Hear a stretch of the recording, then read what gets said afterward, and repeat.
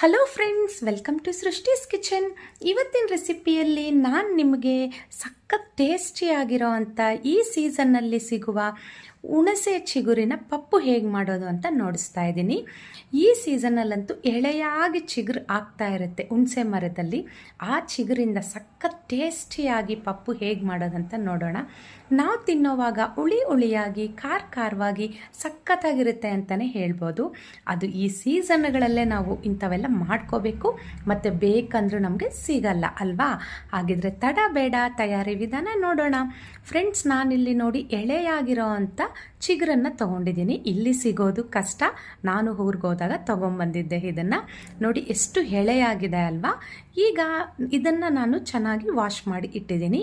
ಈಗ ನೋಡಿ ಫ್ರೆಂಡ್ಸ್, ಒಂದು ಈರುಳ್ಳಿ, ಒಂದು ಬೆಳ್ಳುಳ್ಳಿ, ಒಂದು 10 ಹಸಿರು ಮೆಣಸಿನ್ಕಾಯಿ, ತುಂಬ ಖಾರ ಇದೆ ಮೆಣಸಿನ್ಕಾಯಿದು, 4 ಬದನೆಕಾಯಿ, ಒಂದು ಟೊಮ್ಯಾಟೊ, ಉಪ್ಪು, ಹಚ್ಚ ಖಾರದ ಪುಡಿ, ಇವೆಲ್ಲ ನಮಗೆ ಹಾಕ್ಲಿಕ್ಕೆ ಬೇಕಾಗಿರೋ ಅಂಥ ಇಂಗ್ರೀಡಿಯೆಂಟ್ಸ್. ಹುಣಸೆ ಹಣ್ಣೆಲ್ಲ ಜಾಸ್ತಿ ಹಾಕೋ ಹಾಗಿಲ್ಲ, ಇದಕ್ಕೆ ಟೊಮ್ಯಾಟೋನು ಜಾಸ್ತಿ ಹಾಕೋ ಹಾಗಿಲ್ಲ, ಜಸ್ಟ್ ಚಿಕ್ಕ ಸೈಜ್ದು ಒಂದು ಟೊಮ್ಯಾಟೊ. ಬೇಳೆ ಈ ಗ್ಲಾಸಲ್ಲಿ ನಾನು 1.5 ಗ್ಲಾಸಷ್ಟು ಬೇಳೆ ತೊಗೊಂಡಿದ್ದೀನಿ. ಸುಮಾರು 150 ಗ್ರಾಮಷ್ಟು ಬೇಳೆ ಇರುತ್ತೆ.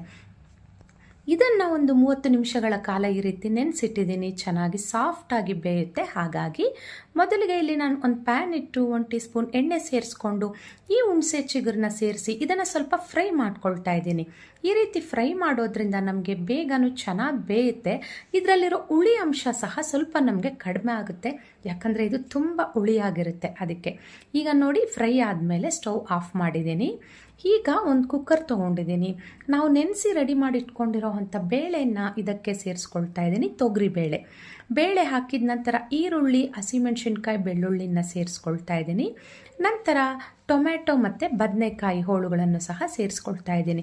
ಇದು ಆಗ್ಲೇ ನಿಮಗೆ ನೋಡಿಸಿದ್ದೀನಿ. 4 ಬದನೆಕಾಯಿ, 1 ಟೊಮ್ಯಾಟೊ, ಚಿಕ್ಕ ಸೈಜ್ ಅಷ್ಟೇ. ಈಗ ನಾವು ಫ್ರೈ ಮಾಡ್ಕೊಂಡಿರೋ ಅಂಥ ಹುಣಸೆ ಚಿಗುರನ್ನು ಸಹ ಇದಕ್ಕೆ ಸೇರಿಸ್ಕೊಂಡು ರುಚಿಗೆ ತಕ್ಕಷ್ಟು ಉಪ್ಪನ್ನು ಸೇರಿಸ್ಕೊಳ್ಳೋಣ. ಹಾಗೆ 1 ಟೇಬಲ್ ಸ್ಪೂನಷ್ಟು ಅಚ್ಚ ಖಾರದ ಪುಡಿಯನ್ನು ಸಹ ಸೇರಿಸ್ಕೊಂಡು ಒಂದು ಸ್ವಲ್ಪ ಅರಿಶಿನ ಪುಡಿ ಹಾಕಿ ಅರ್ಧ ಲೀಟ್ರ್ ನೀರು ಸೇರಿಸ್ಕೊಂಡು ಕುಕ್ಕರ್ ಮುಚ್ಚಳನ್ನು ಮುಚ್ಚಿ ಒಂದು 3 ವಿಜಿಲ್ ಕೂಗಿಸ್ಕೊಳ್ಳೋಣ. ಈಗ 3 ವಿಜಿಲ್ ಸಾಕಾಗುತ್ತೆ, ನಮಗೆ ಇಲ್ಲಿ ಚೆನ್ನಾಗಿ ಬೆಂದಿರುತ್ತೆ. 3 ವಿಜಿಲ್ ಆಗಿದೆ. ಇಲ್ಲಿ ನೋಡಿ ಓಪನ್ ಮಾಡ್ತಾ ಇದ್ದೀನಿ. ಬೇಳೆ ನಾವು ನೆನೆಸಿಟ್ಟಿರೋ ಕಾರಣ ನಮಗೆ ಬೇಗನೆ ಚೆನ್ನಾಗಿ ಬೇಯುತ್ತೆ ಬೇಳೆ. ಈಗ ಇದನ್ನು ನಾವು ಮ್ಯಾಶ್ ಮಾಡ್ಕೊಳ್ಳೋಣ. ನೀರು ಏನು ಬಗ್ಸೋ ಹಾಗಿಲ್ಲ, ಕರೆಕ್ಟಾಗಿ ನಾವು ನೀರು ಹಾಕಿದ್ದೀವಿ, ಅದಕ್ಕೆ ಹೇಳಿದ್ದು ಅರ್ಧ ಲೀಟ್ರಷ್ಟು ನೀರು ಹಾಕಬೇಕು ಅಂತ. ಈ ರೀತಿ ನಾವೆಲ್ಲ ಚೆನ್ನಾಗಿ ಇದನ್ನು ಮ್ಯಾಶ್ ಮಾಡ್ಕೊಂಡಿದ ನಂತರ ಇದಕ್ಕೆ ಒಳ್ಳೆ ಒಗ್ಗರಣೆ ಕೊಡೋಣ. ಒಗ್ಗರಣೆಗೆ ಹಾಕಲಿಕ್ಕೆ ಬೇಕಾಗಿರೋ ಅಂಥ ಇಂಗ್ರೀಡಿಯೆಂಟ್ಸ್ನ ನಾನಿಲ್ಲಿ ನಿಮಗೆ ನೋಡಿಸ್ತಾ ಇದ್ದೀನಿ.